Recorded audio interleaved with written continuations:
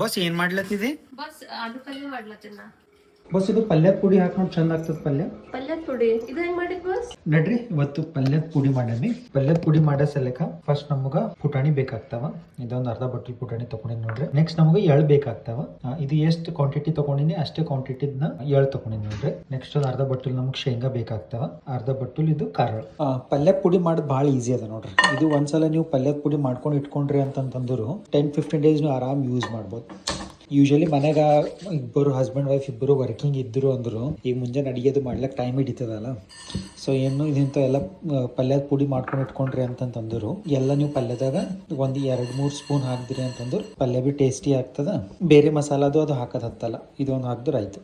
So first ನಾ ಏನು ಮಾಡತ್ತೀನಿ, ಕಾರಳು ಹುರ್ಕೊಳತ್ತೀನಿ. ಇವು ಕಾರಳು ನೋಡ್ರಿ ಭಾಳ ಜಲ್ದಿ ಗರಮ್ ಆಗ್ತಾವ. ಸೊ ಹೆಚ್ಚಿಗೆ ಹುರ್ಕೋಬಾರ್ದು. ಇದು ಹಿಂಗೆ ಚುಟ್ ಆವಾಜ್ ಹೊಂಟತ್ತಂತಂದ್ರೆ ತೆಗೆದಬೇಕು ಇದಕ್ಕೆ, ಇಲ್ಲಾಂದ್ರೆ ಮತ್ತೆ ಇವು ಸುಟ್ಟೋಯ್ತಾವೆ. ನೆಕ್ಸ್ಟು ಶೇಂಗಾ ಹುರ್ಕೊಂಬರಿ. ಶೇಂಗಾ ಇನ್ನೂ ಕೂಡ ಹೆಚ್ಚಿಗೆ ಹಾಕೊಂಡ್ರು ಭೀ ನಡೀತದೆ. ಇದು ಭೀ ಲೋ ಫ್ಲೇಮ್ ಮೇಲೆ ಒಂದು 2-3 ಮಿನಿಟ್ಸ್ ಹುರ್ಕೋಬೇಕು ನೋಡ್ರಿ.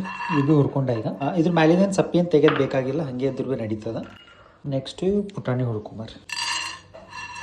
ನಮ್ಮದು ಪುಟಾಣಿ ಭೀ ರೆಡಿ ಅದು. ಇವು 2 ಹುರ್ಕೊಂಬರಿ ನೋಡ್ರಿ. ಇವು ಭೀ ಹಿಂಗೆ ಚುಟ್ ಅನ್ಬೇಕು, ಹೆಚ್ಚಿಗೆ ಭೀ ಇದು ಫ್ರೈ ಮಾಡಬಾರ್ದು. ಇದಕ್ಕೆ 2 ಭೀ ರೆಡಿ ಅದು.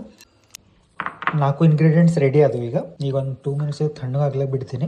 ಆಯ್ತು, 4 ಎಲ್ಲ ತಣ್ಣಗಾದು. ಈಗ ಗ್ರೈಂಡರ್ದಾಗ ಇವೆಲ್ಲ 4 ಎಟ್ ಎ ಟೈಮ್ ಹಾಕ್ಕೊಂಡು ಗ್ರೈಂಡ್ ಮಾಡ್ಕೊತೀವಿ. ಗ್ರೈಂಡ್ ಮಾಡ್ಕೊಂಬರ್ರಿ. ಆಯ್ತು ನೋಡ್ರಿ, ನಮ್ದು ಪುಡಿ ರೆಡಿ ಆಯಿತು.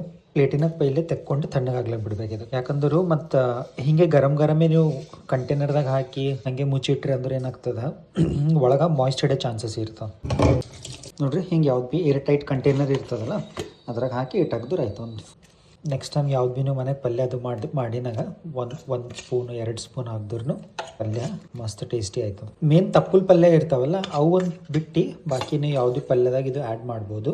ಬಾಕಿ ನೀವು ಬೇರೆ ಯಾವ್ದು ಭೀ ಹೀರೆಕಾಯಿ ಪಲ್ಯ ಆಗಲಿ ಮತ್ತು ಬದ್ನಿಕಾಯಿ ಪಲ್ಯ ಆಗಲಿ ಅಂಥ ಪಲ್ಯದಾಗ ನೀವು ಆ್ಯಡ್ ಮಾಡ್ಕೊಂಡು ಊಟ ಮಾಡ್ಬೋದು. ಪಲ್ಯ ಪುಡಿ ರೆಡಿ ಆಯಿತು.